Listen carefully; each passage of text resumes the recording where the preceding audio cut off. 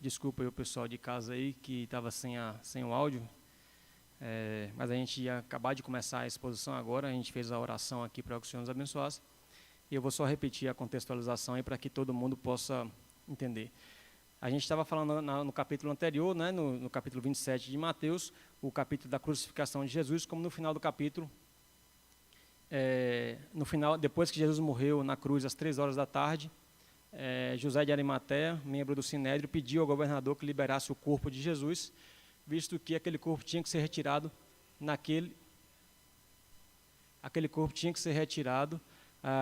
sexta, porque se ficasse para o sábado, eles não poderiam retirar, esses corpos ficariam expostos na cruz no sábado, porque o sábado eles não podiam fazer nada, só poderiam mexer no domingo. Então, ainda na sexta, eles retiraram o corpo de Jesus, sepultaram, e a Bíblia conta que depois, no sábado, eles descansaram.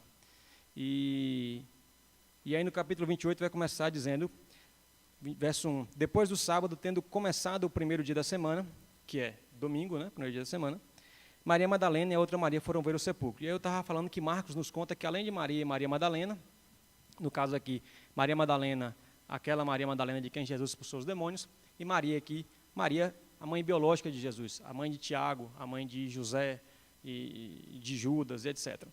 Elas foram. E aí Marcos vai nos contar que além dessas duas foi também Salomé, que é a mãe dos filhos de Zebedeu, ou seja, a esposa de Zebedeu, a mãe de Tiago e João apóstolos aqui no caso, né? E elas três foram. E aí Marcos nos conta que elas estavam preocupadas no caminho. Com o quê? Fala assim, olha, vocês lembram que no capítulo anterior a gente frisou que quando José de Arimateia colocou Jesus no túmulo, no sepulcro, elas viram aquilo acontecer, elas presenciaram o fato, elas viram tudo que foi feito. Então a preocupação delas quando estavam indo para lá, no domingo de manhã, bem cedo pela manhã, era, nossa, vocês viram o tamanho da pedra que ele colocou lá?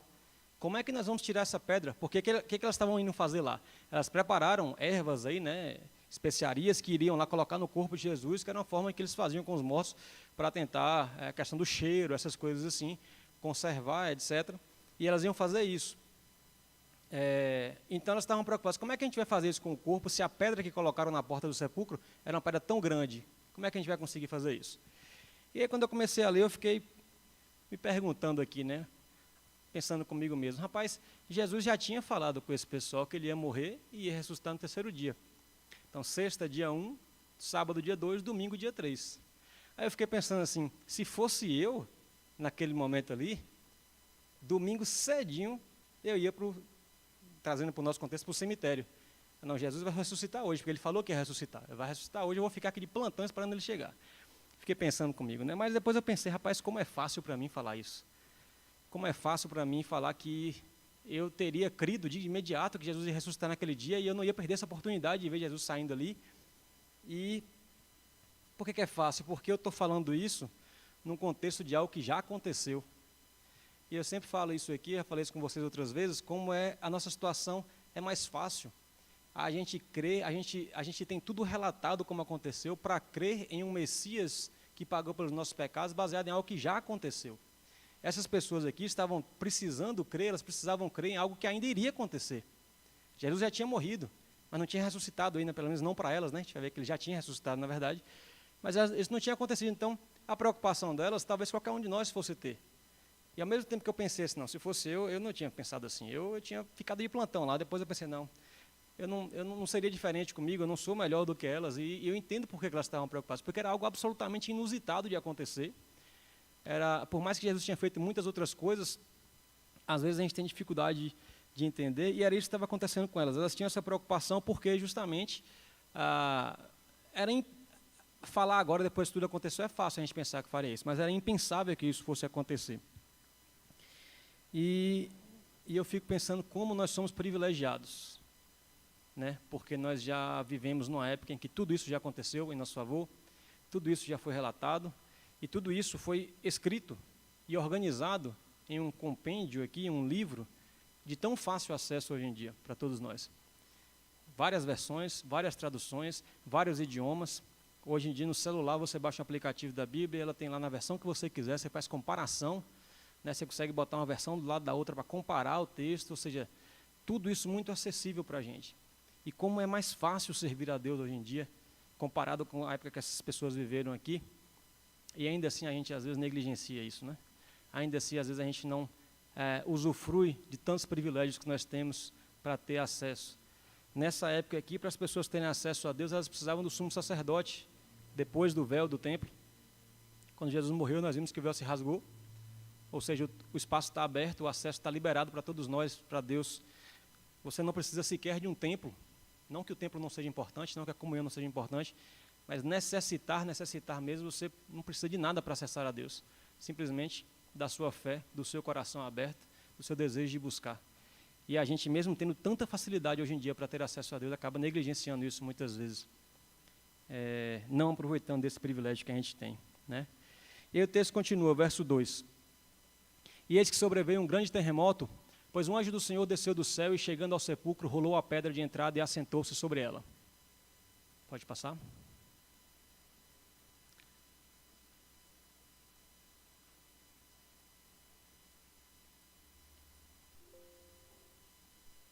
Sua aparência era como um relâmpago e suas vestes eram brancas como a neve. Os guardas tremeram de medo e ficaram como mortos. O anjo disse às mulheres: não tenham medo, sei que vocês estão procurando Jesus que foi crucificado. Ele não está aqui, ressuscitou como tinha dito. Venham ver o lugar onde ele jazia. Vão depressa e digam aos discípulos dele: ele ressuscitou dentre os mortos e está indo adiante de vocês para a Galileia. Lá vocês o verão. Notem que eu já os avisei. Então, até o verso 7 aí, por enquanto. O que o texto nos conta, né? Elas estavam preocupadas como que a pedra ia ser retirada para elas entrarem lá, mas quando elas chegaram, um terremoto, um anjo desceu do céu com aparência de raio de luz, a pedra rolou e elas chegaram lá e não acharam Jesus. Estão procurando Jesus, que foi crucificado? Está aqui não. Ele ressuscitou. Viu? Vão lá e contem para os discípulos que ele não está mais aqui. Lendo assim, parece um texto... um evento muito simples, né? Assim, lendo rapidamente, tá? Mas, na verdade, se a gente for buscar pelos outros evangelhos aí, como é que eles relatam, a gente vê que teve bastante coisa que aconteceu nesse meio tempo aí. Mas antes de ir para essa comparação com os outros evangelhos, o verso 7 diz assim, ó, ele ressuscitou e dentre os mortos está indo adiante de vocês para a Galileia, lá vocês o verão. O anjo mandou as mulheres que estavam ali irem dizer isso aos apóstolos, que não estavam com ela neste momento, elas estavam só as mulheres que foram ver Jesus. Ou seja, ó, avisa os apóstolos para ficarem juntos e para irem para a Galileia, porque lá eu vou encontrar com eles, certo? Eu avisei a vocês que eu ia morrer, ressuscitar, na verdade não Jesus falando nesse momento, né? Mas Jesus avisou que ele ia morrer, que ele ia ressuscitar, e agora ele já ressuscitou, como ele tinha dito que ia ressuscitar, então avisa o pessoal para ir para a Galileia, todo mundo junto, e espera lá que eu vou encontrar com eles.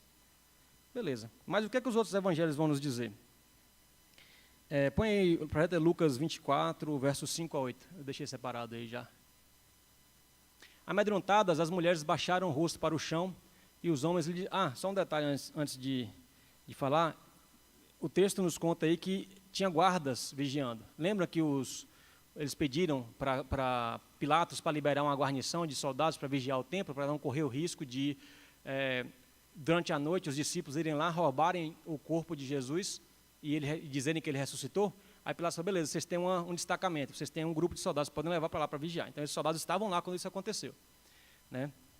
E a Bíblia diz que quando eles viram aquilo, eles ficaram como mortos, provavelmente ficaram paralisados, assim, sem ter o que está acontecendo aqui. E aí vamos chegar lá. E aí Lucas 24, verso 5. Amedrontadas, as mulheres baixaram o rosto para o chão e os homens lhe disseram, por que vocês estão procurando entre os mortos aquele que vive? Essa é uma frase muito forte. Aqui no cemitério estão os mortos. Entre os mortos você vai encontrar mortos. Esse é quem vocês procuram, ele não está morto. Ele ressuscitou. Imagine que frase de impacto, as mulheres devem ter parado olhando assim. Ele não está aqui, ele ressuscitou. Lembrem-se do que ele lhes disse quando ainda estava com vocês na Galileia. Pode passar até 8. 7. É necessário que o Filho do Homem seja entregue nas mãos de homens pecadores, seja crucificado e ressuscite ao terceiro dia. Então se lembraram das suas palavras. Veja só, o que o anjo está dizendo assim, ó, rapaz, isso não deveria ser surpresa para vocês. Ele já tinha avisado que isso ia acontecer, não tinha? Ele não tinha falado que isso ia acontecer para todos vocês? Então por que vocês estão com medo? Por que vocês estão preocupados? Por que vocês vieram aqui no cemitério procurar alguém que não está morto, está vivo? Ele já tinha avisado isso para vocês. E aí eu fiquei pensando também o seguinte, Volta aí o verso 7, por favor. Não, verso 6, desculpa. Ele não está aqui, ressuscitou. Lembrem-se do que ele lhes disse. Foi o que o anjo falou para elas. E eu fiquei pensando com muitas vezes, né, essas mulheres aí, qual era a situação? Elas foram encontrar Jesus para fazer uma coisa com o corpo de Jesus. Chegando lá, elas não encontraram esse corpo. E a gente vai ver depois que uma série de preocupações sobre onde estava o corpo passando na cabeça delas. E elas viram um terremoto, um negócio acontecendo, um anjo descendo, obviamente que estavam assustadas. Ou seja, desesperadas, preocupadas com o que aquilo estava acontecendo. Apesar de tudo que tinha sido avisado que ia acontecer, elas estavam desesperadas com tudo que aconteceu, e ao ver que Jesus não estava lá. A gente vai ver daqui a pouco que elas pensaram que alguém tinha tirado o corpo de Jesus e levado para algum lugar que elas não sabiam onde é que estava. E aí eu fiquei pensando, que elas devem ter pensado assim, roubaram o corpo, e agora? O que a gente vai fazer? E agora? E quando a gente se depara com a situação de desespero, às vezes a pergunta que a gente faz é essa, né? E agora? Meu Deus, o que está acontecendo aqui? Eu não estou acreditando que isso está acontecendo, eu não estou entendendo por que isso está acontecendo, eu estou passando por uma situação tão difícil, é desesperador, é muito preocupante isso aqui. E agora? E agora? E aí o que o anjo respondeu para ela? Lembrem-se do que ele lhes disse. Lembrem-se do que Jesus falou com vocês. Então, eu fiquei pensando que essa deve ser a nossa conduta diante das situações difíceis. Quando você está passando por uma situação mais difícil do mundo, pode ser a situação que for, às vezes a gente precisa parar um pouquinho e lembrar das palavras de Jesus, lembrar das palavras que ele falou com a gente, lembrar do que ele nos prometeu, lembrar de quais foram as palavras que ele nos disse. Quais são essas palavras? Me lembrem no final da exposição, no final do capítulo, para a gente ver quais são essas palavras aí que Jesus falou e que a gente deve sempre parar para lembrar quando a gente estiver passando por dificuldades ou quando passar por nosso coração, por nossa vivência, um desespero sem saber o que fazer. Certo? Volta lá para Mateus agora, 28, verso 8.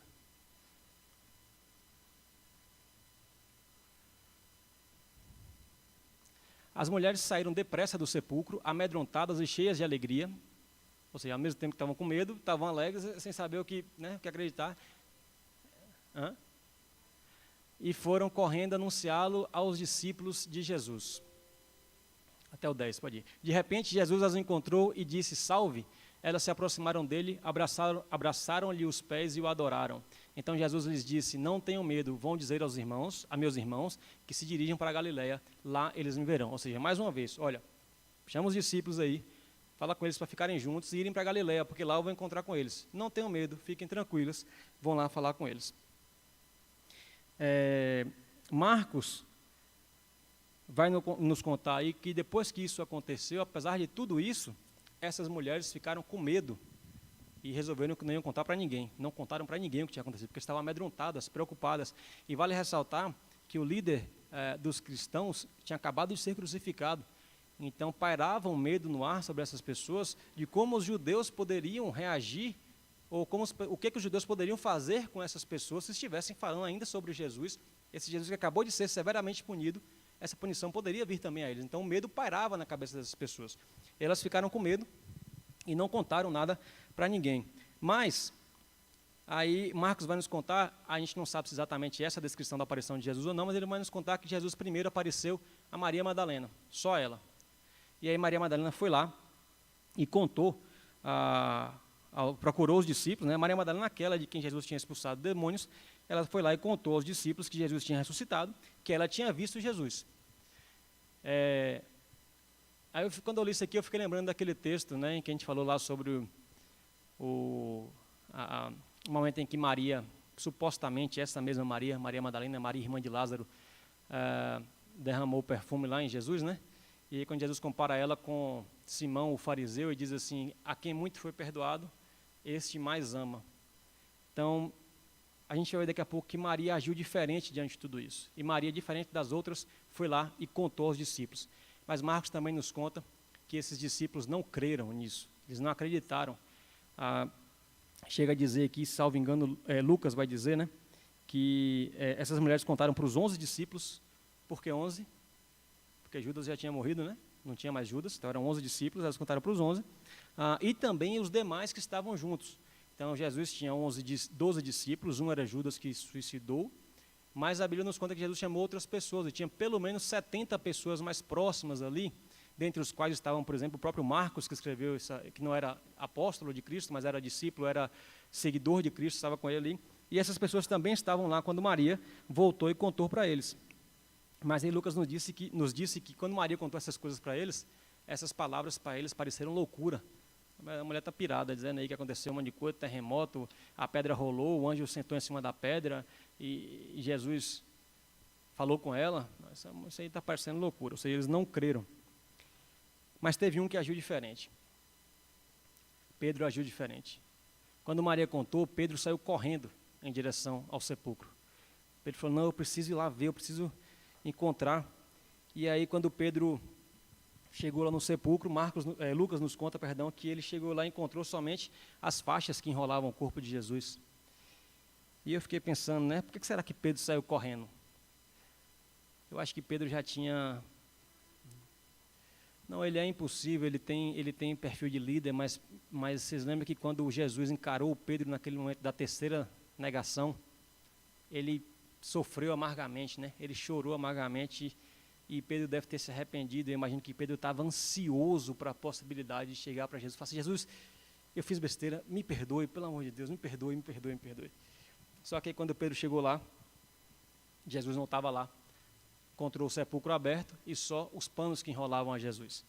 E João nos conta que além de João aqui, o próprio apóstolo João, né, o evangelho de João, escrito por João, pelo apóstolo João, ele conta que não foi só Pedro, que ele também foi. Foi ele e Pedro para poder presenciar isso aí. E curioso como João fala, né, ele sem querer dizer assim, eu fui lá, não sei o que, ele sempre se refere a ele, não, aquele apóstolo a quem Jesus amou e tal. E aí curioso que ele fala que os dois foram, só que ele fala no texto que ele chegou primeiro. Porque Pedro era o apóstolo mais novo de Jesus. Era como pegar aqui eu e esses jovens, ou eu, Beto, aqui, esses jovens para correr ali até o supermercado modelo ali.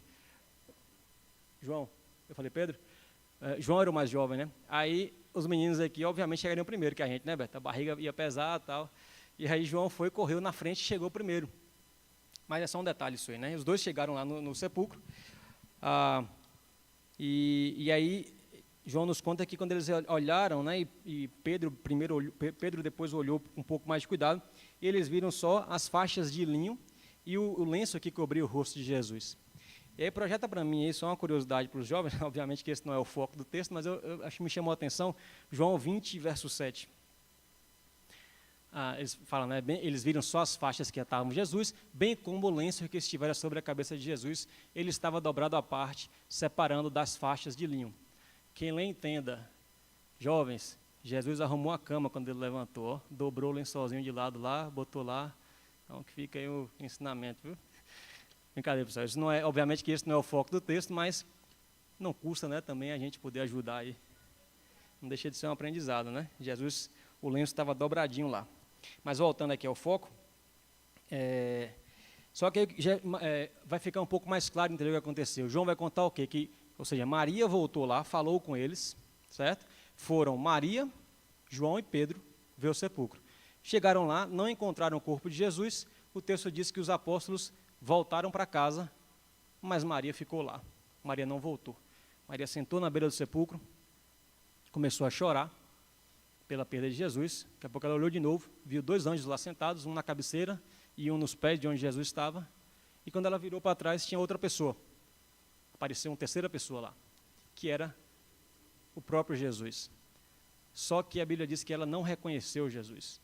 Ela pensou que era o jardineiro do sepulcro e perguntou para o jardineiro assim, olha, se você pegou o corpo do meu mestre, e engraçado que Jesus encostou e falou assim, por que choras, ó mulher? Ou Maria, por que está chorando? Tal.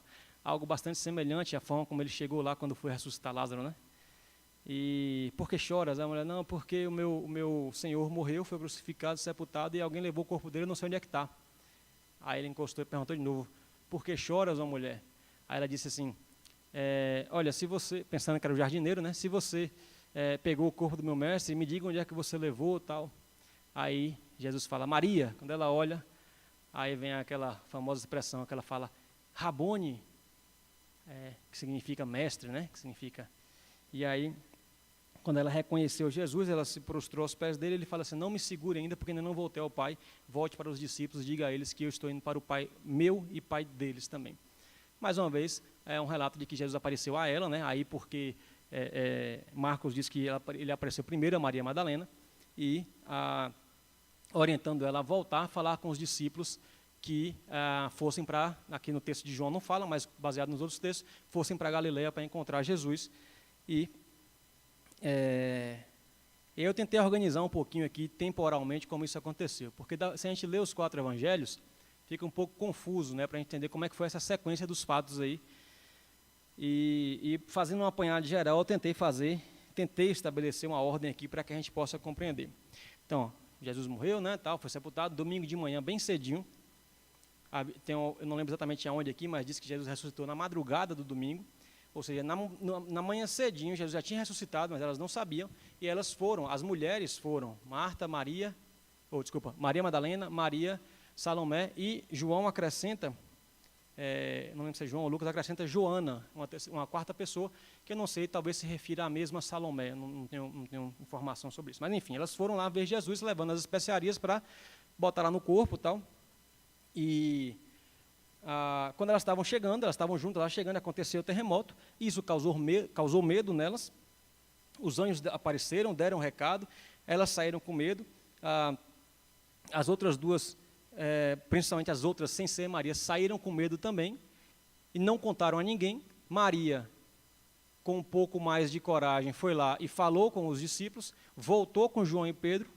Quando chegou lá, João e Pedro não viram nada, João e Pedro foram embora para casa, Maria ficou, e aí, enfim, Jesus apareceu para ela, confirmando que estava vivo, e ela voltou para os discípulos e disse, olha, Jesus apareceu para mim, ele está vivo mesmo, é verdade, ele apareceu para mim, e ele falou que vocês fossem para Galileia, ficassem juntos e fossem para Galileia, que ele vai encontrar com vocês lá. Deu para entender mais ou menos a cronologia? Alguém pensou diferente? Tem alguma pergunta sobre essa sequência? Não, Maria Madalena. Maria Madalena. Dessa perguntou se foi Maria, mãe de Jesus, não, foi Maria Madalena. Então, estamos aonde? Elas voltaram e falaram na verdade, Maria Madalena voltou e falou com os discípulos, olha, Jesus está vivo, apareceu para mim e pediu para vocês irem para Galileia, porque, para vocês não, né? Para nós irmos para Galileia, ele vai encontrar com a gente lá. Beleza? Tranquilo. Aí um parêntese aqui, Mateus conta um texto que antes desse processo acontecer de Maria voltar e chegar lá, bota aí o verso 11, Mateus 28, verso 11. Antes dela voltar e chegar aos discípulos, quando ela ainda estava no caminho, enquanto as mulheres estavam a caminho, ou seja, elas não tinham chegado ainda, os guardas dirigiram-se à cidade e contaram aos chefes sacerdotes tudo o que havia acontecido. Ou seja, os caras correram, falaram, não, a gente tem que contar aqui antes que essa história se espalhe lá entre eles, e a gente tem que contar que tem uma versão para a gente. Quando os chefes sacerdotes, e eles chegaram e contaram a verdade, né? Os guardas chegaram e falaram assim, rapaz, a gente estava lá, tomando conta lá, vinha uma mulher chegando lá, de repente um terremoto, desceu uma luz do céu, um anjo, rolou a pedra, o corpo não estava mais lá dentro, ninguém entendeu nada, a gente pegou um doido parado lá, foi isso que aconteceu. Quando os chefes sacerdotes se reuniram com os líderes religiosos, elaboraram um plano, deram aos soldados grande soma de dinheiro, dizendo-lhes, vocês devem declarar o seguinte, os discípulos dele vieram durante a noite e furtaram o corpo enquanto estávamos dormindo. Ou seja, a desculpa deles foi exatamente a oposta da desculpa que eles tinham dado quando pediram os soldados para tomarem conta. Pediram para liberar soldados para tomarem conta do sepulcro, para isso não acontecer. E aí, quando aconteceu a ressurreição, eles usaram a mesma desculpa, só que ao contrário. Apesar dos soldados estarem lá, aconteceu que eles foram lá de noite e roubaram o corpo. Aí, possivelmente, os guardas preocupados, né, com o emprego, com a lealdade, com a eficácia do seu trabalho, mas e se o governador souber? Quer dizer, ele liberou a gente para tomar conta do sepulcro lá, e aí, quando a gente não tomou conta, a gente dormiu e os caras levaram o corpo de Jesus, aí os mestres responderam, se isso chegar aos ouvidos do governador, nós lhe daremos explicações e livraremos vocês de qualquer problema. Pode passar o 15 também, só até o 15 por enquanto. Assim, os soldados receberam dinheiro e fizeram como tinham sido instruídos, e essa versão se divulgou entre os judeus até os dias de hoje.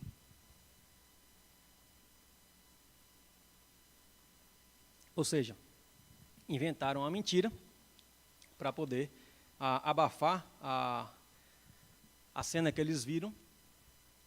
Mesmo tendo visto tudo, mesmo tendo presenciado, eles ainda foram capazes de trair aqui a própria consciência. E aí os mestres disseram assim, não, fiquem tranquilos, se chegar para o governador, não vai dar nada para vocês não. Eu vou dizer para eles que a gente vai inventar uma história lá, vai defender vocês e vai ficar tudo bem. E aí eu fiquei me perguntando, será que eles iam fazer isso mesmo? O texto não conta para a gente, nenhum dos evangelhos eu estudei. Mas será que eles iam fazer isso mesmo? Será que eles disseram, não, governador, não, ô Pilatos, o pessoal lá tomou conta direitinho, mas alivia para eles aí, tudo. Eu fico me perguntando, mas na hora que eu li isso aqui, eu lembrei do que eles fizeram com Judas. Eles fizeram lá o conluio com Judas para poder trair Jesus. E aí, quando Judas foi lá devolver o dinheiro para dizer que estava, né, foi culpado por sangue de inocente, tal, não sei o quê, eles falaram, rapaz, problema seu. Quem traiu foi você. Quem quis trair foi você. Isso aí é culpa sua, é sua consciência que te dá a culpa aí. E talvez quando chegasse para o governador, talvez isso tenha acontecido, né? A gente não sabe, mas talvez isso tenha acontecido, chegou para o governador, não. Os guardas dormiram lá e os caras foram lá e roubaram o corpo de Jesus. Será que os mestres da lei defenderam eles? Ou será que eles fizeram a mesma coisa? Rapaz, vocês não tomaram conta? Que tipo de guardas são vocês? Eu acredito mais nessa opção, que eles tenham feito isso. Porque eles já fizeram isso uma vez com Judas, mostraram que são assim, não estão preocupados com a verdade. E por que isso aconteceu com Judas e isso também aconteceria com os soldados? Eu fiquei pensando nisso, né? Me veio a resposta na cabeça, porque, como diz o cara do futebol lá, a regra é clara. E aqui, no caso, a lei da semeadura é clara. Quem planta injustiça, colhe injustiça. Quem planta mentira, colhe mentira. Judas plantou injustiça. Judas plantou traição, colheu traição contra ele. Esses guardas aqui plantaram mentira, plantaram injustiça. Se tiverem colhido, repito, né, o texto não diz isso, mas se tiverem colhido injustiça, se tiverem colhido traição, eles plantaram isso, iam querer colher o que diferente? Então, a lei da semeadura é clara. Eles tinham a opção de ter semeado coisa boa, mas escolheram semear mentira e injustiça. Então é natural que a colheita venha conforme a semeadura. A semeadura é opcional. Você tem a opção para semear, mas a colheita é obrigatória. Aquilo que você semeou, obrigatoriamente você vai colher. Não existe alguém plantar limão e na hora de querer tomar o suco, falar assim, não, mas não tem açúcar, eu queria um suco de laranja aqui que não precisa de açúcar. Não, mas você plantou limão, você vai colher limão, você vai tomar suco de limão sem açúcar. Ponto final. Não tem como você, na hora de colher, mudar o que você plantou. Né? O plantio foi lá atrás. Então fica de aprendizado aí também para a gente. O que a gente quer colher, isso a gente tem que plantar. E aí, eu vou abrir um outro parêntese aqui, um texto que não está no Evangelho escrito por Mateus, mas que eu acho muito interessante, texto bastante conhecido também, está lá em Lucas capítulo 24, a partir do verso 13, eu deixei separado também, 13 a 35. Então, recapitulando, Maria Madalena voltou, falou com os discípulos, olha, Jesus está vivo, ressuscitou, apareceu para mim, a gente tem que ficar todo mundo junto e ir para Galileia, porque lá ele vai encontrar com a gente. Mas aí o que aconteceu? Naquele mesmo dia, no domingo, Maria voltou, isso aí foi logo depois que Maria contou para eles. O que aconteceu? Os caras falaram, rapaz, essa palavra dessa mulher é loucura. Fala o seguinte, vamos seguir a vida. Acabou, já era, vamos seguir a vida. Naquele mesmo dia, 2 deles estavam indo para um povoado chamado Emaús, a 11 quilômetros de Jerusalém. No caminho conversavam a respeito de tudo que tinha acontecido. Eu vou ler um pouco mais rápido para a gente não fazer a leitura um pouco mais longa. Enquanto conversavam e discutiam, o próprio Jesus aproximou-se e começou a caminhar com eles. Mas os olhos deles foram impedidos de reconhecê-lo. Ele lhes perguntou, sobre o que vocês estão discutindo enquanto caminham? Eles pararam com os rostos entristecidos. Um deles, chamado Cleopas, perguntou-lhe, você é o único visitante de Jerusalém que não sabe das coisas que ali aconteceram nesses dias?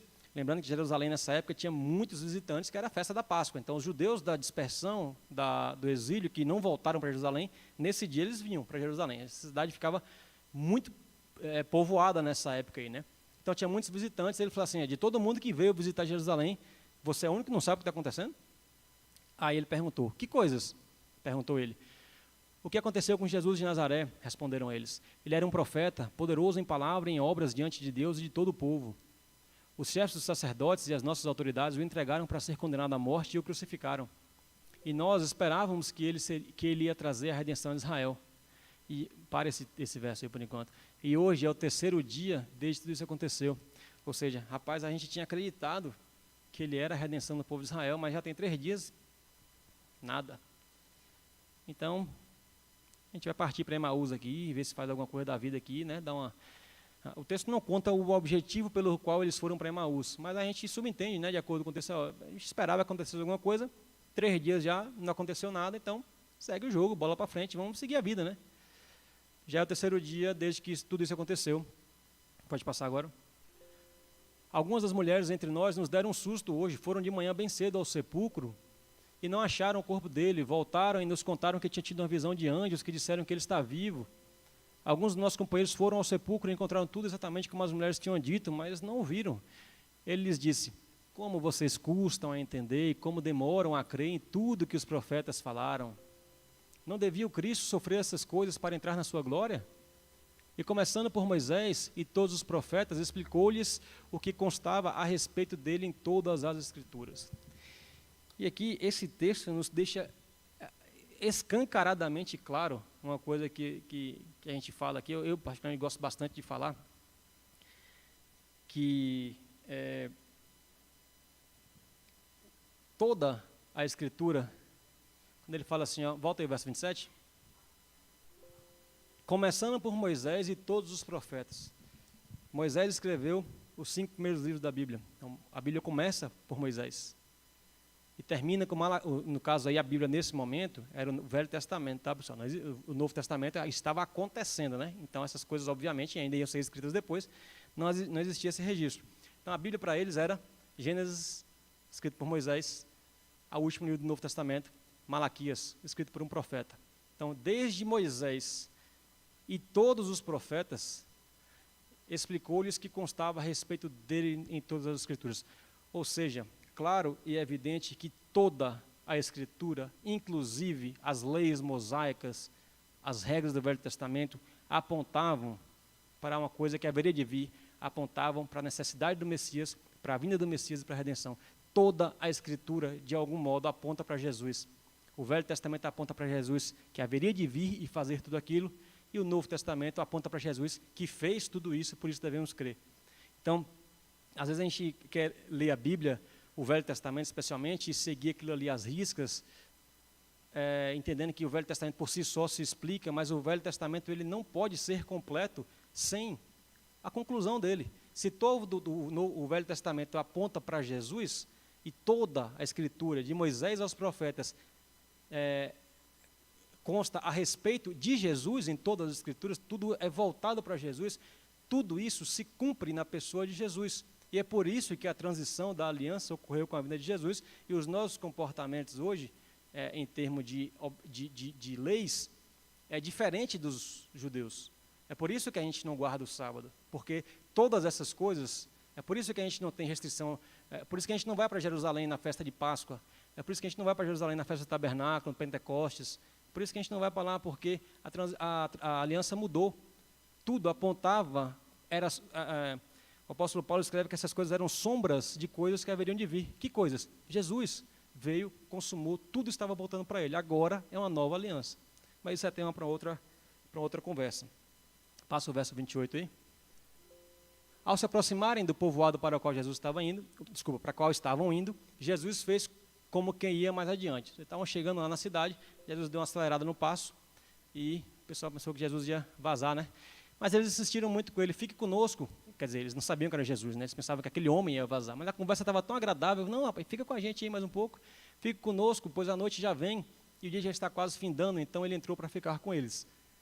Quando estava à mesa com eles, tomou o pão, deu graças, partiu e deu a eles. Então os olhos deles foram abertos e o reconheceram e ele desapareceu da vista deles. Que cena familiar para essas pessoas. Jesus pegou o pão, deu graças, partiu. A cena da ceia acontecido aí, quinta, sexta, sábado, domingo, 3 dias antes. Então assim, 72 horas antes, né? 4 dias antes, 3 a 4 dias antes. E aí de repente os olhos dos caras se abrem. E aí eles falam assim, perguntaram-se um ao outro, Não estavam ardendo os nossos corações dentro de nós enquanto ele nos falava no caminho e expunha as Escrituras? Pode passar o próximo? Quer dizer, antes do próximo. Ou seja, rapaz, bem que quando aquele cara estava falando, alguma coisa estava queimando aqui dentro de mim. Como é que eu não percebi antes que era Jesus, velho? Como é que eu não percebi antes que era Jesus, esse cara que estava falando com a gente? Quando ele nos falava no caminho e nos expunha as Escrituras. Por isso que eu gosto da pregação expositiva, de expor as Escrituras. Essa é a pregação que Jesus fazia. Levantaram-se e voltaram imediatamente para Jerusalém. Ali encontraram os 11 e os que estavam com eles reunidos, que diziam: é verdade, o Senhor ressuscitou e apareceu a Simão. Então os dois contaram o que tinha acontecido no caminho e como Jesus fora reconhecido por eles quando partia o pão. O que a gente aprende com esse texto aí, né? Esses dois discípulos que estavam indo para Emaús, eles estavam bastante tristes, preocupados, com medo, pela mesma razão que a gente falou das mulheres. Poxa, Jesus era a esperança dessas pessoas. Ele tinha morrido, já era o terceiro dia e nada aconteceu.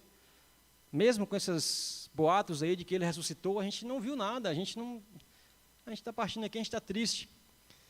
Eles estavam desesperados com a consequência, eles estavam com medo da opressão dos judeus, dos mestres, do Império Romano. Eles estavam desesperados com o que ia acontecer. E eu fiquei pensando que o desespero e o medo e a aflição dessas pessoas, desses dois discípulos aí, os impediram de ver Jesus. Eles não conseguiam enxergar Jesus ali na frente deles. Assim como a princípio aconteceu com Maria Madalena, o medo cegou essas pessoas, impediu essas pessoas de ver. E nós já vimos aqui, né, já falei isso mais de uma vez, acerca da cura da filha de Jairo, como o medo ele é apontado por Jesus naquele texto como o oposto da fé, o contrário da fé, o inverso da fé. E aí, eles não conseguiam enxergar essa presença de Jesus. E um pequeno detalhe aqui, que às vezes passa despercebido, eu frisei isso 2 vezes aí. Qual foi a ordem do anjo e de Jesus? Voltem, falem com os discípulos, que eles fiquem juntos. Não fala, o texto não diz para ficarem juntos, mas assim, para eles irem para Galiléia. Ou seja, não era para 2 discípulos estarem desgarrando do grupo e indo para Emaús. Era para estar todo mundo junto, indo para Galiléia. Ou seja, esses caras estavam completamente desacreditados. Não, aí já era, vamos seguir o nosso rumo, tá, vamos partir para outro caminho aí. E eles estavam indo para Emaús, que é uma cidade perto de Jerusalém, a 11 quilômetros de Jerusalém. Ou seja, eles não fizeram o que Jesus falou. Por causa do desespero, por causa do medo. E esse mesmo desespero e esse medo não permitiram que eles enxergassem, né, Jesus ali do lado deles. E ao longo desse caminho, eles foram avisados. Né, Jesus apareceu para eles e falou: rapaz, como é que vocês demoram tanto de perceber as coisas e tal? E ainda assim eles seguiram o caminho para Emaús. Não voltaram, né? Foram seguindo e Jesus foi seguindo com eles. E eu fiquei pensando como na nossa vida, às vezes a gente escolhe, né, seguir caminhos diferentes do que a gente deve seguir. Às vezes a gente sabe o que tem que fazer, como eles sabiam que tinham que ficar juntos, e a gente resolve em algum momento seguir caminhos diferentes do que a gente aprendeu, do que a gente deveria fazer. E às vezes durante esse caminho errado,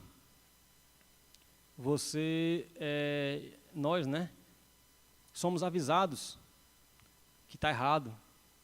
Olha, presta atenção, não é bem assim. E às vezes a gente resolve seguir esse caminho errado mesmo assim.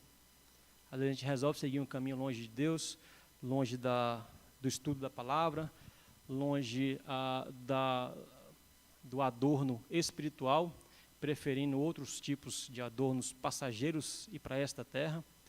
Mesmo com advertências que a gente receba de que esse caminho está errado, não é para aí que você tem que estar indo. E a gente, não, beleza, vou continuar seguindo aqui e tal. E aí o que aconteceu com esses homens que estavam indo para Emaús é que só chegar ao final do caminho, eles já estavam em Emaús quando isso aconteceu, os seus olhos foram abertos e eles voltaram. E a pergunta que eu me fiz quando eu li isso aqui foi: será que se tivessem percebido, caído em si, atentado às advertências no meio do caminho, a viagem perdida não era menor? Projeta aí, João, por favor, aquele mapa que eu coloquei. Bota na transmissão, depois...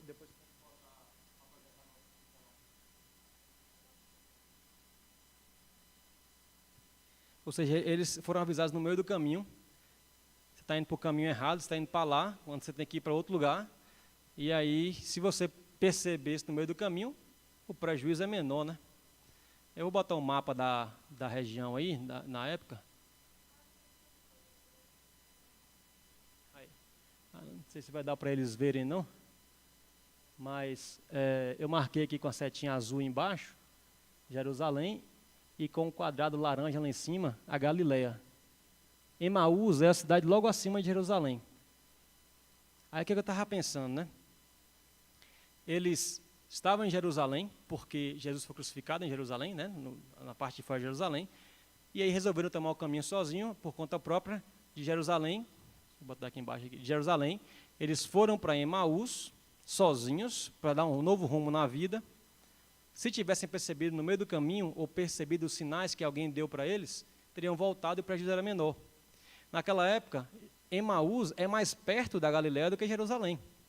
Não sei se vai dar para ver no coisa, mas está Jerusalém, Emaús e a Galileia lá em cima. Ou seja, se tivesse, né, de repente, WhatsApp naquela época, o telefone, falava, rapaz, Jesus apareceu aqui para a gente, é para ir para a Galileia, a gente espera vocês aqui, Emaús, daqui a gente vai.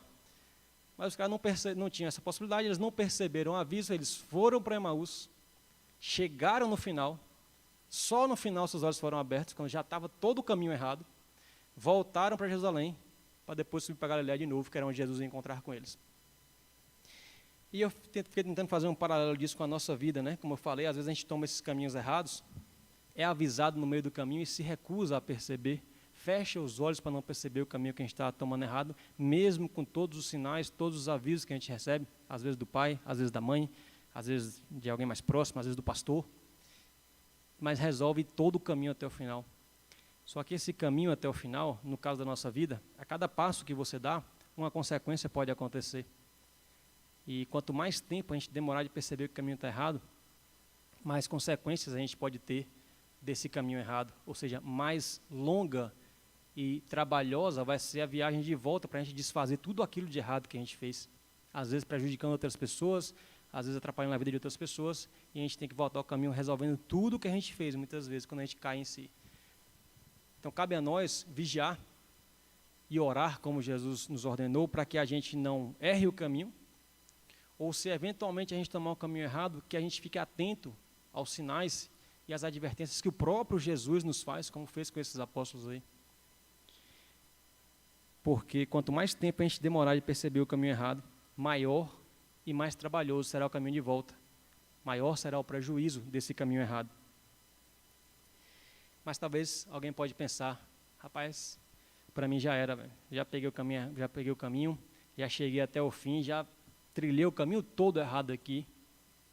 Esses dois homens também tinham trilhado o caminho todo errado. Eles já tinham chegado no destino deles, que não era o destino correto que eles queriam, ou que eles deveriam, melhor dizendo, era o caminho que eles escolheram, eles já estavam no fim.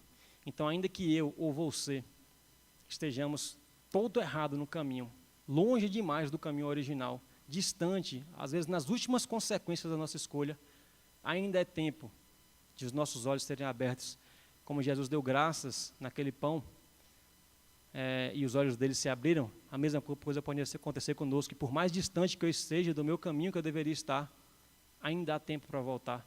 Hoje é o dia de abrir os olhos e perceber, e aqui vale para todo mundo que está aqui, e eventualmente quem estiver assistindo na internet, hoje é o dia de perceber, se você estiver no caminho errado, peça a Jesus, e vejam que no texto que eles não conseguiram fazer isso sozinhos, Jesus abriu os olhos deles ao fazer aquilo. O texto não diz assim, eles abriram os olhos, o texto diz, os olhos deles foram abertos. Aí os olhos deles foram abertos e reconheceram. Ou seja, se você de alguma forma está incomodado com o que está acontecendo com a sua vida, é porque você está percebendo que o caminho está errado.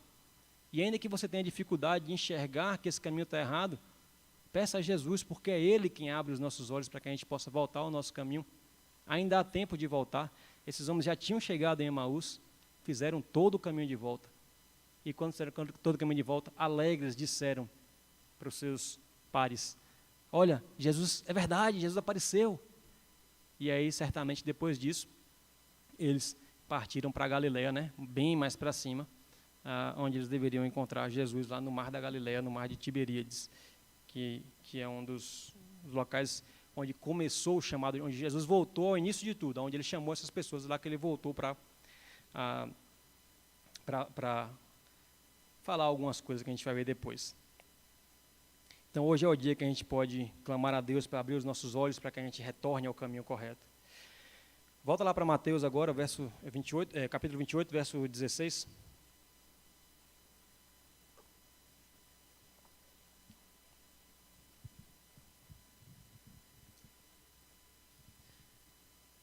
Os 11 discípulos foram para a Galiléia, para o monte que Jesus lhes indicara.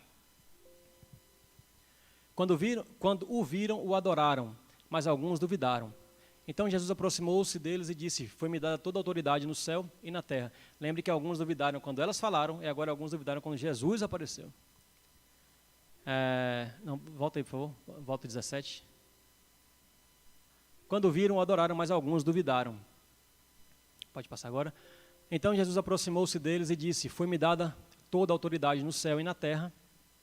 Portanto, vão, ou em outras traduções, ide, né? O ide de Jesus é isso daí. Portanto, vão e façam discípulos de todas as nações, batizando-os em nome do Pai, do Filho e do Espírito Santo, ensinando-os a obedecer a tudo que eu lhes ordenei. Eu estarei sempre com vocês até o fim dos tempos.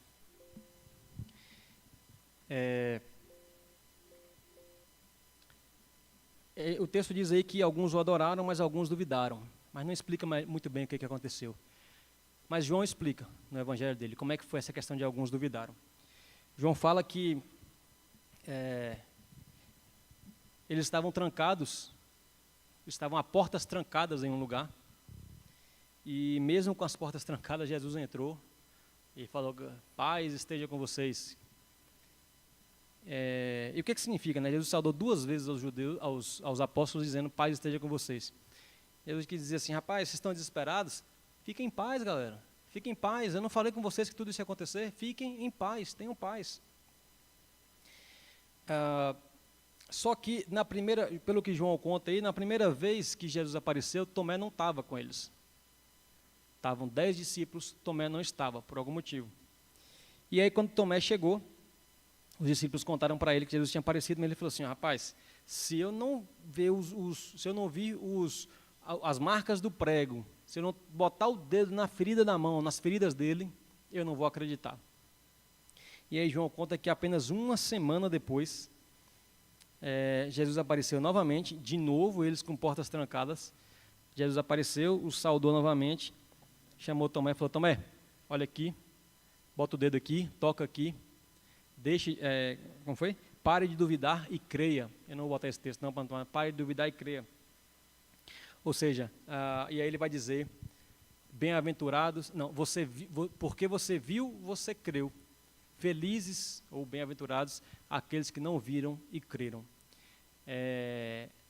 Nós falamos aqui recentemente, acho que não foi com os jovens, não, foi na quarta-feira, sobre a gente muitas vezes trocar, ou melhor, caracterizar a nossa fé em vistas, na dependência de ver algumas coisas acontecerem, na dependência de...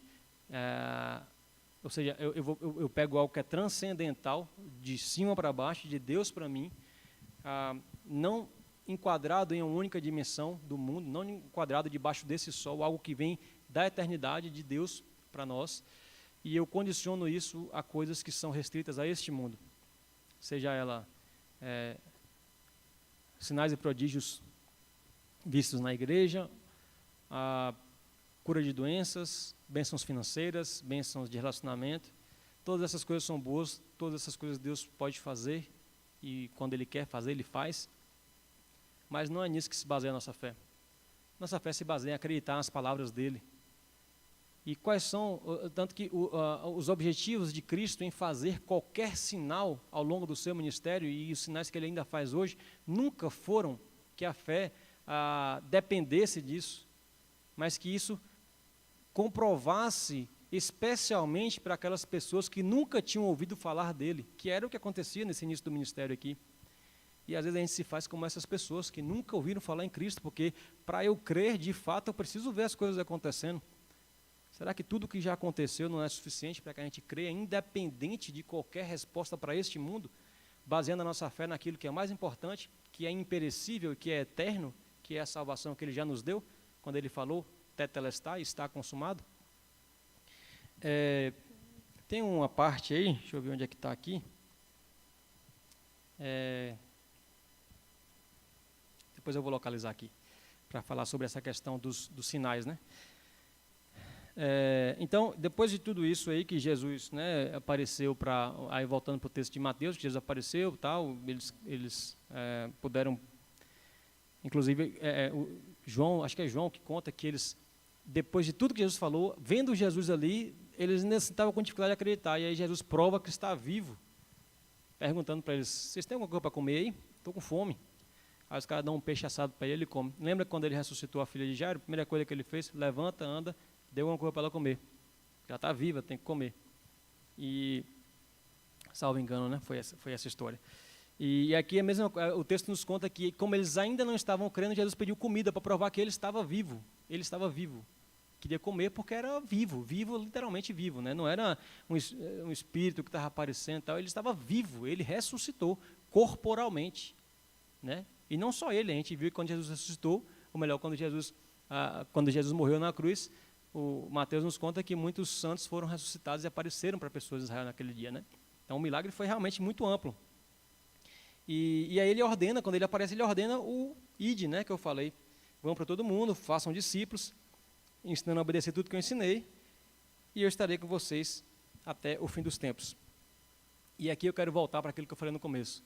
Quando a gente está em desespero, às vezes, está com medo e tal, às vezes não, né? Sempre é importante que a gente pare um pouco e faça o que o anjo falou. Lembrem-se das palavras que ele falou com vocês. E eu acho que essas palavras de Jesus aqui são palavras muito, muito boas para a gente lembrar sempre que a gente passar por essas situações. Missão da humanidade, que Jesus fala assim, ó, ide para todo mundo, fazei discípulos, ensinando a obedecer tudo que eu ensinei. Ou seja, olha, essa vida aqui, meus queridos discípulos, é uma vida passageira. Vocês, como escolhidos para isso, deverão levar a palavra de Deus, multiplicar este amor de Deus, que vocês agora entendem, para que os outros também entendam. Isso não vai ser fácil, vocês vão enfrentar muitas dificuldades nesse caminho. Né? Jesus fala que bem-aventurados aqueles que sofrem dificuldades por conta do amor do seu nome. Mas quais são as palavras dele que a gente tem que lembrar? Essas, né, de que vocês vão ter dificuldades, mas também quando ele diz aí, mas eu estarei com vocês até o fim dos tempos. Então, na maior dificuldade que você estiver enfrentando, que vai bater o desespero, vai bater sem saber o que fazer, que às vezes vai te levar a cegar os olhos para a presença de Deus em sua vida, lembre-se dessas palavras de Jesus. Eu estarei com você até o fim dos tempos. Eu não te abandonarei. Eu não estou dizendo que vai ser fácil. Eu não estou dizendo que para esta vida você não vai ter tribulação. Mas eu estarei com você até o fim dos tempos. Por isso, persevere até o fim. Em outra ocasião, ele disse, aquele que perseverar até o fim será salvo. Então, esse é um ensinamento que o anjo deu lá no começo para a gente, que eu deixei para o final, porque são essas palavras, ou não só estas, né, mas palavras como essa que a gente deve lembrar, diante de toda a dificuldade que a gente está tendo. Eu estarei com vocês até o fim dos tempos. Ah, mas está difícil, não sei o que, tal. Mas eu estou com você. E se você está passando por essa dificuldade, é porque você precisa passar por isso. Como diz o Salmo 23, ainda que você esteja no vale da sombra da morte, eu não temerei mal algum, porque o Senhor estará comigo. Davi, que escreveu esse salmo, já entendi isso aqui desde aquela época. Posso passar no vale da sombra da morte. Como passou depois do seu pecado. Mas não temeu, Deus estava com ele, mesmo perdendo o filho, mesmo recebendo o não de Deus das suas orações, ao desfecho da situação, levantou e adorou a Deus, porque sabe que precisa perseverar até o fim e que Deus está com ele até o fim dos tempos.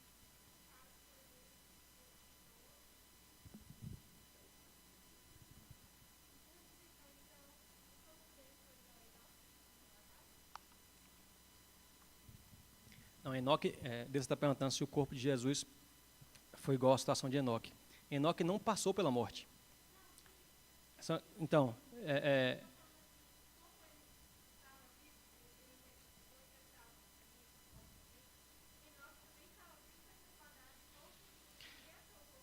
sim, mas Enoque não ressuscitou, porque ele não morreu, ele não passou pela morte.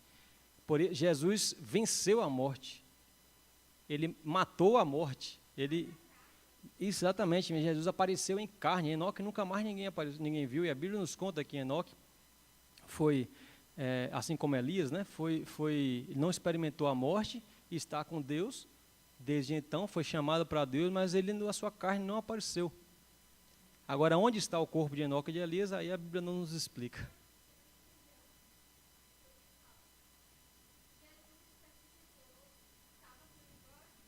Sim.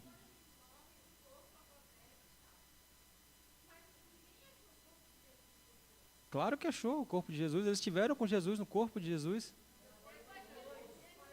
Sim, mas entendi, Jesus subiu, o seu corpo subiu com ele, por isso que a Bíblia diz que Jesus é primogênito dentre os mortos. Assim como aconteceu com ele, ele ressuscitou e subiu aos céus, da mesma forma acontecerá conosco.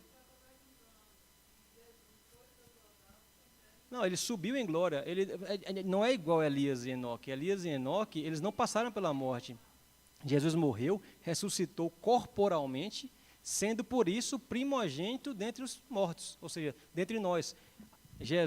A razão da nossa fé é saber que assim como Jesus morreu, e ele morreu pagando pelos nossos pecados, nós, aqueles que morrerem antes da volta dele, né, serão sepultados, o seu corpo serão deteriorados, mas na volta de Jesus, Paulo escreve aos Tessalonicenses: não vos enganeis com o dia da volta do Senhor, nós não precederemos aqueles que dormem, os seus corpos ressuscitarão primeiro, só que nós ressuscitaremos corporalmente, a gente não vai viver uma realidade de um espírito, a gente não vai ficar voando, nós ressuscitaremos corporalmente, só que nossos corpos serão glorificados, assim como Jesus foi glorificado.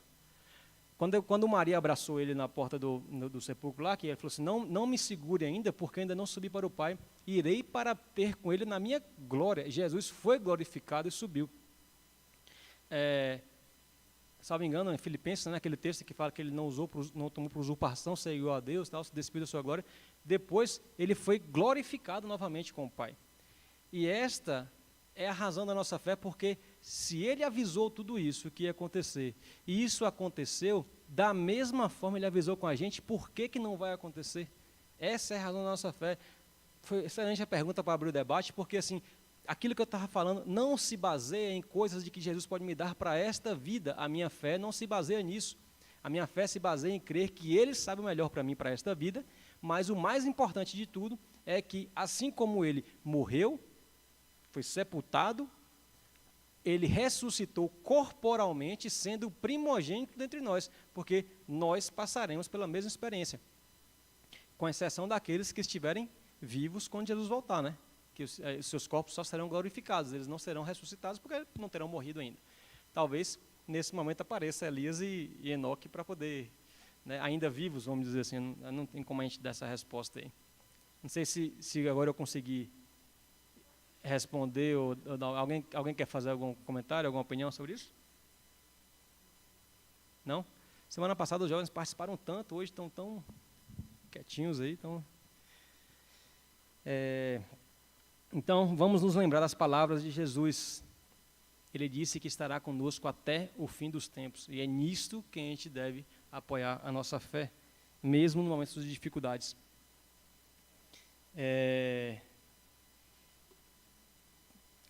Já acabou o texto de Mateus, né? Mas eu queria trazer alguns comentários a mais que os textos nos contam aí dos outros evangelhos. Lucas 24, verso 45, põe aí, por favor. 45 a 47.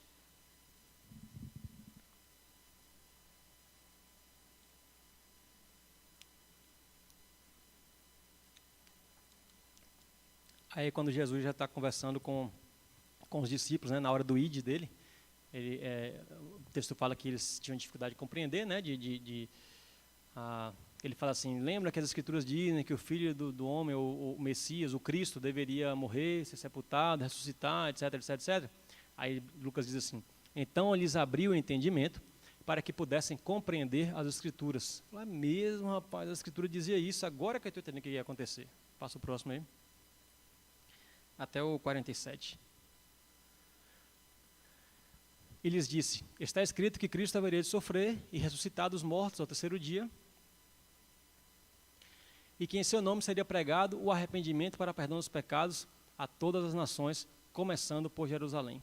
Porque esse verso me chama a atenção, assim, ele não diz assim, Cristo ressuscitaria dos mortos e em seu nome seriam pregadas bênçãos para esta vida. Nós vimos que quando Jesus falava sobre o batismo de João, ele se referia ao batismo de João como batismo de arrependimento.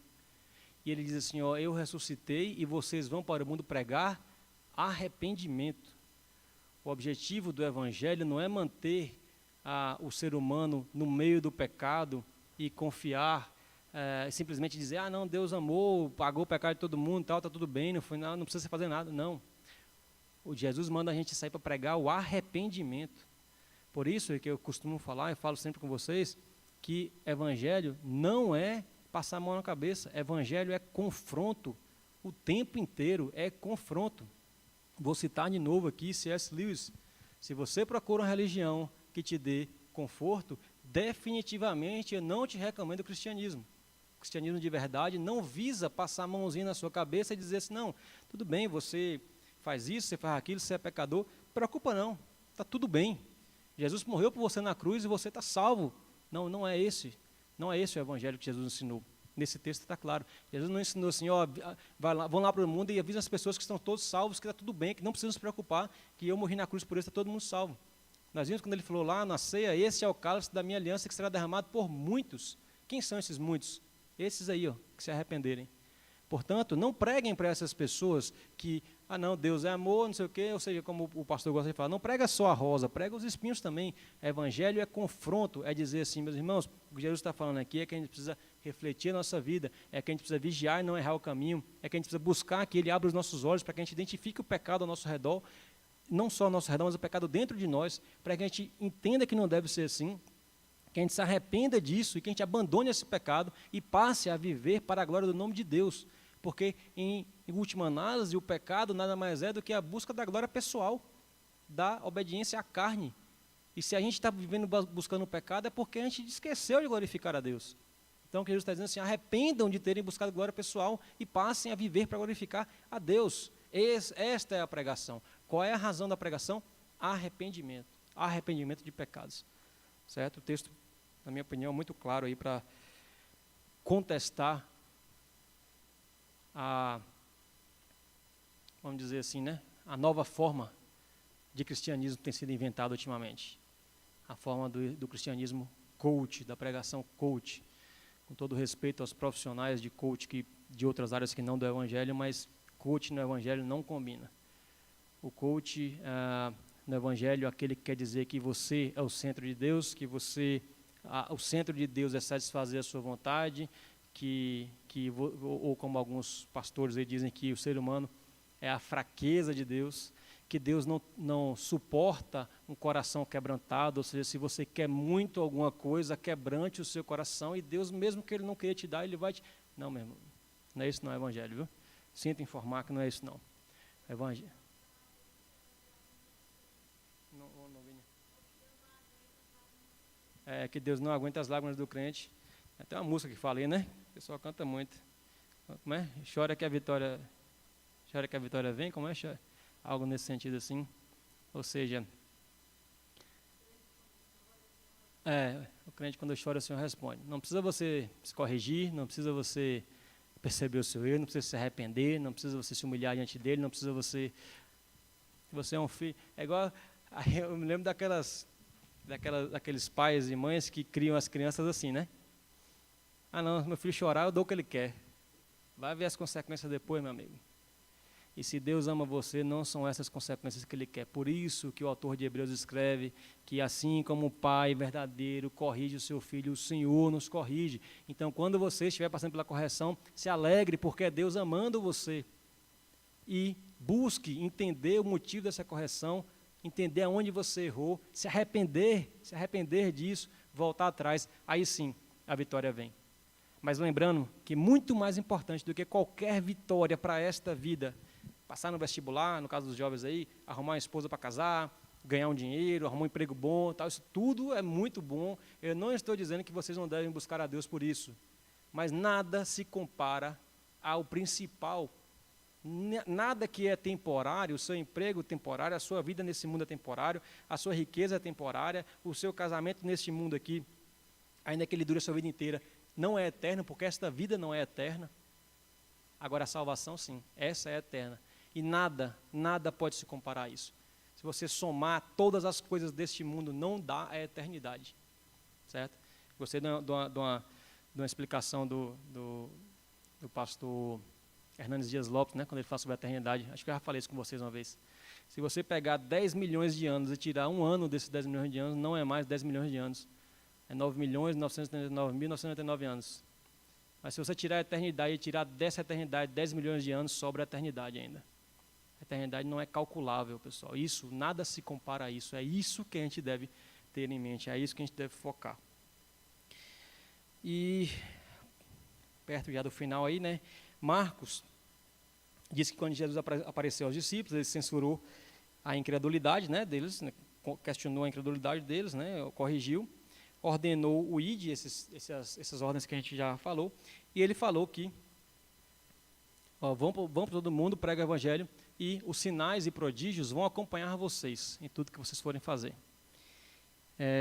Mas qual é a finalidade desses sinais e prodígios? Quando eu falei assim, a gente busca coisas visuais, sinais e prodígios, não é... Ou seja, se a razão da minha fé é que Deus cure a minha doença para que Ele atenda a minha necessidade, em última análise eu estou buscando satisfazer a minha pessoa. E esses sinais e prodígios não têm esse objetivo. Projeta aí, por favor, Marcos 16, 20. Quando Jesus fala sobre esses sinais e prodígios acompanharem essas pessoas. Então os discípulos saíram e pregaram por toda parte. E o Senhor cooperava com eles, confirmando-lhe a palavra com os sinais que acompanhavam. Em outro momento, Jesus fala com eles assim, creio em mim quando eu digo que eu estou no Pai e o Pai está em mim, mas se não creem pelo que eu digo, pelo menos creiam porque as obras são as mesmas. Ou seja, o objetivo de tudo que Deus faz, inclusive a cura da sua doença, o seu emprego que Ele te concede, ressuscitou um morto, nada disso visa o benefício daquela pessoa. Se tudo visa confirmar a palavra de Deus, ou seja, a glória dEle, confirmar que Ele é Senhor. Então, os milagres na sua vida não podem ter o objetivo de satisfazer aos seus desejos, e sim que os outros vejam, através do seu milagre, que Deus é fiel e que Ele é poderoso e que a majestade é dEle e que a glória de tudo é para Ele. Os sinais servem para confirmar a palavra. Então, se você vai num culto que não tem palavra, só tem reteté, oba-oba, alguma coisa está errada com esse texto aí, não está batendo com esse texto. E vale ressaltar, pessoal, que não estou dizendo também aqui que Jesus não faz milagres, eu declaro aqui, né, sem nenhuma dificuldade, dizer que o poder de Deus é ilimitado e Ele faz o milagre que Ele quer ainda nos dias de hoje. Ele pode ressuscitar alguém, Ele pode curar alguém de forma sobrenatural, conforme Ele quer. Mas nessa situação a realidade era outra. Eles estavam indo anunciar o evangelho para pessoas que nunca ouviram falar e precisavam dessas confirmações. Não é o nosso caso, não é o nosso caso. A gente não precisa mais disso para crer, a gente já tem a Bíblia. Essas pessoas que estavam recebendo esse texto aí, os gentios, para quem Paulo iria pregar, eles não conheciam a Jesus, eles não conheciam as Escrituras. Para acreditar nisso daqui, eles precisavam de uma confirmação. Nós já conhecemos. E se a gente depender de confirmação, alguma coisa está errada com a gente. As pessoas que fazem missões aí costumam dizer, eu estava conversando com Deus sobre isso, que quando eles chegam para pregar o evangelho em um lugar onde nunca se ouviu falar de Deus, sinais como esses acontecem de forma muito mais exuberante, porque lá é necessário, lá é essa realidade aí. Mas para nós aqui, viver a nossa fé buscando, né, misticismo muitas vezes, eu acho que a gente tem que rever isso daí, tá? Mas assim, só para confirmar aqui, né, eu gosto sempre de frisar, eu não estou dizendo que a gente não pode pedir a Deus por um milagre, que a gente não deve buscar um milagre, que a gente não pode esperar que Deus faça, mas, acima de tudo, entender que Ele faz o que é melhor, e que se Ele quiser fazer, Ele vai fazer, mas se Ele não quiser fazer, Ele continua me amando, é porque era melhor para mim que Ele não fizesse. Portanto, eu não posso dar uma de criancinha e dizer que se Deus não fez, eu vou chorar que a vitória vem, né? E aí não vou me corrigir, não vou entender que aquilo não era para mim, não vou mudar os princípios e os desejos do meu coração, porque Deus de alguma forma vai me dar, e se Ele não me der, eu saio da igreja. Não é esse o evangelho que está apresentado nos evangelhos escritos aí, né? E põe para mim agora João 20, 30, 31, vai falar da mesma coisa. Jesus realizou na presença de seus discípulos muitos outros sinais miraculosos que não estão registrados nesse livro. Isso aí é a conclusão de João, tá? Mas estes foram escritos para que vocês creiam que Jesus é o Cristo, o Filho de Deus, e crendo também vivam em seu nome.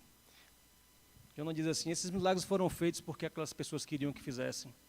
Esses milagres foram registrados aqui, não foi para mostrar que aquelas pessoas tinham uma fé muito grande e que elas mereceram aqueles milagres.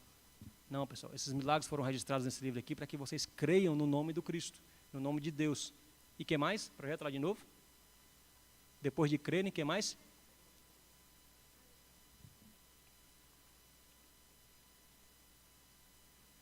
Vocês creiam que Jesus é o Cristo, o Filho de Deus, e crendo, tenham vida em seu nome. A razão de tudo é viver em nome de Deus, é ter vida em Deus, e vida em Deus é uma vida eterna, focado na eternidade. 8h30. Eu deixei uma observação aqui, se der tempo, mas eu vou falar aqui rapidinho, porque já acabou o texto de Mateus aí, mas tem alguns detalhes aí no livro de João, a mais, que eu acho que vale muito a pena a gente falar aqui. Oi? Mas eu já falei. Das palavras de eu estou com vocês até o fim dos tempos, essas palavras que a gente deve lembrar. Põe aí João, capítulo 21, verso 15 a 19. Esse texto aqui é um texto fantástico, na minha opinião, um texto maravilhoso, um texto encorajador, um texto que nos dá um conforto, uma paz de falar assim, olha o que aconteceu. Antes de ler isso aqui, vamos lembrar. Quem é Pedro? O que aconteceu com Pedro? Lembra que eu falei que Pedro devia estar ansioso para ter com Jesus, para pedir perdão a ele pelo que aconteceu?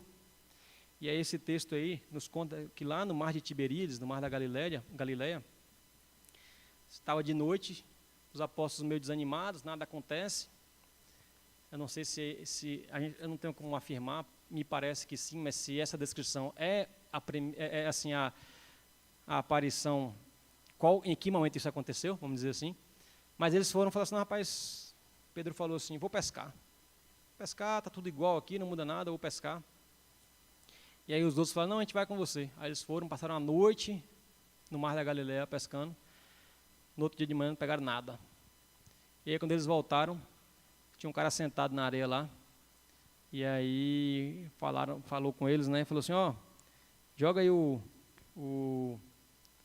tipo assim, não é nessas palavras, mas estava pescando? É, pai, estava, mas o mar não estava para peixe não. Então joga aí a rede aí do lado direito do barco aí. Aí os caras jogou já a noite toda e nada, não, joga aí. Aí quando jogou, disse que eles não conseguiam puxar.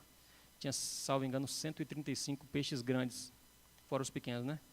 E aí, quando inclusive, a palavra nos leva aqui que Pedro estava pelado nesse momento. Quando ele percebeu que era Jesus, ele vestiu a sua túnica e se lançou no mar. Porque João falou com ele, rapaz, é Jesus, velho, é Jesus. E aí eles foram, chegaram, Jesus já estava sentado no chão, com a fogueirinha, já com o peixe na brasa, comendo. E depois dessa situação, ele chama Pedro. Depois de comerem, Jesus perguntou a Simão Pedro, Simão, filho de João, você me ama realmente mais do que estes? Disse ele, sim, Senhor, tu sabes que te amo. Disse Jesus, cuide dos meus cordeiros. Pode passar o próximo. Novamente Jesus disse, Simão, filho de João, você realmente me ama? Ele respondeu, sim, Senhor, tu sabes que te amo. Disse Jesus, pastorei as minhas ovelhas. Pela terceira vez ele lhe disse, Simão, filho de João, você me ama? Pedro ficou magoado por Jesus lhe ter perguntado pela terceira vez, e disse, pela terceira vez você me ama? E ele lhe disse, Senhor, tu sabes todas as coisas e sabes que te amo. Disse-lhe Jesus, cuide das minhas ovelhas.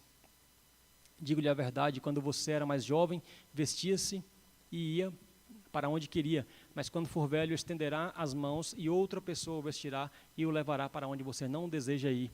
Jesus disse isso para indicar o tipo de morte com o qual Pedro iria glorificar a Deus. Então lhe disse, siga-me. O que aconteceu aqui? Quantas vezes Jesus perguntou a Pedro se o amava? E quantas vezes Pedro tinha negado? Na primeira negativa de Pedro, vocês lembram a pergunta? Vocês lembram, melhor dizendo, Jesus falando assim, que ainda hoje você vai me negar, e Pedro falou assim, ainda que todos te abandonem, eu jamais te abandonarei. Então Jesus começa perguntando, Pedro, realmente De verdade, você me ama mais do que os outros todos? Ou seja, mesmo que todos abandonem, você jamais vai abandonar, você me ama mais do que eles assim, tanto mesmo? Aí Pedro responde, sim, Senhor, sabes que te amo. Talvez essa aqui foi a hora que Pedro tinha a chance de pedir aquele perdão. A gente não sabe se ele fez isso em outro momento, mas a Bíblia não conta isso, mas Jesus foi lá e restaurou. Na minha versão aqui, o título a epígrafe desse texto diz, Jesus restaura Pedro. E o que eu fiquei pensando acerca desse assunto aí, desse texto, é que como Jesus é bom, misericordioso, e ele sondou o coração de Pedro, ele viu que havia arrependimento em Pedro, e o pecado de Pedro foi muito grave, ele negou Jesus 3 vezes, mesmo Jesus avisando que isso ia acontecer, ele ainda negou 3 vezes Jesus, isso é muito grave. Então eu fiquei pensando assim, eu não sei qual a gravidade do seu pecado, ou do meu pecado, alguém que está assistindo na internet, eu não sei qual é a gravidade do seu pecado, eu nem preciso saber disso, ninguém precisa saber disso, mas o de Pedro foi grave, negar Jesus 3 vezes, foi muito grave, mas ainda assim Jesus o restaurou, porque viu no coração dele arrependimento, assim como os discípulos que estavam no final do caminho já em Emaús, tiveram possibilidade de voltar, Pedro foi restaurado, e Pedro foi restaurado para liderar a igreja, ao passo que Jesus, quando ele falou assim, eu te amo de verdade, Jesus falou assim, então, apacenta as minhas ovelhas, os meus cordeiros, ou cuide das minhas ovelhas, depende da tradução, ou seja, não importa o quão grave for o seu pecado, não importa o quão grave for o meu pecado, se houver arrependimento no nosso coração, como houve no coração de Pedro, Jesus restaura, assim como ele quer, e coloca na posição que ele quer. Pedro, de negador de Cristo, foi colocado como líder da igreja, pelo menos nos primeiros anos, né? Até a aparição de Paulo depois, mas Pedro foi colocado como líder da igreja e o pregador para os judeus. Então, podemos confiar na bondade, na misericórdia de Jesus, mas ele exige a nossa busca pela santidade, ele exige encontrar em nosso coração arrependimento genuíno, para que a gente possa ser restaurado e colocado na posição que a gente deveria estar desde o princípio, para a qual ele nos chamou. Amém? Bom, então era isso que eu tinha para falar hoje. Quero dizer que, de verdade, eu estou muito feliz com o fato de a gente ter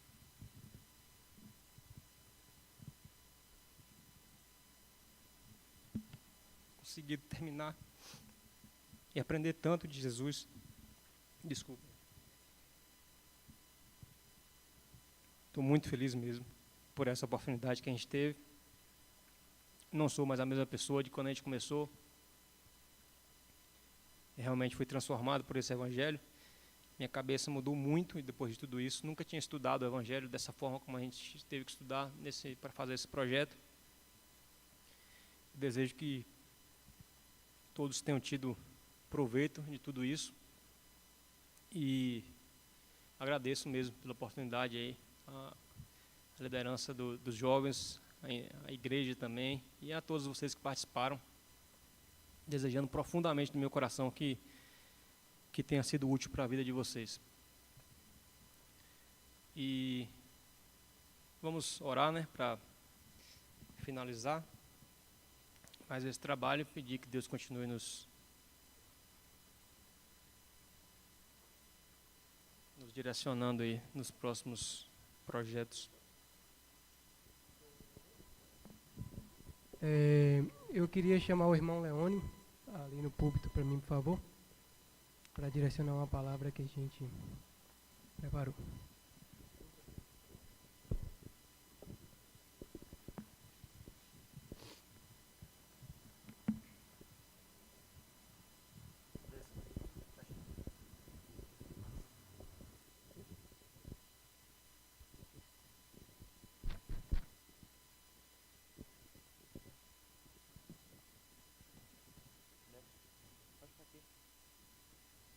Salve a todos com a paz do Senhor. Eu tô aqui para representar o grupo de jovens, né? E queremos fazer um agradecimento a Décio pelos estudos do livro de Mateus. A gente aprendeu muito com os estudos, a nossa mente se abriu para a palavra mais e mais.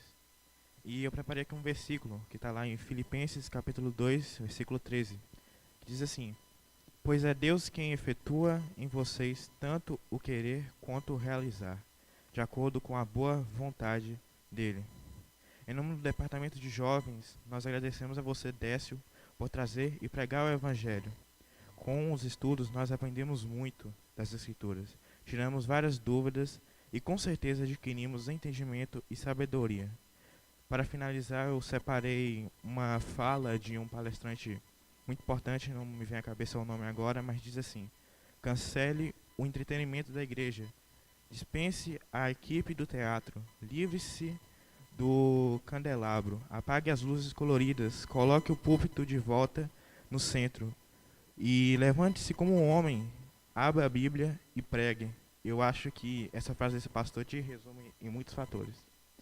E nós agradecemos a Décio por essa oportunidade de estudar mais profundamente a palavra e que Deus continue abençoando sua vida e que venha mais estudos. E nós agradecemos no nome de Senhor Jesus.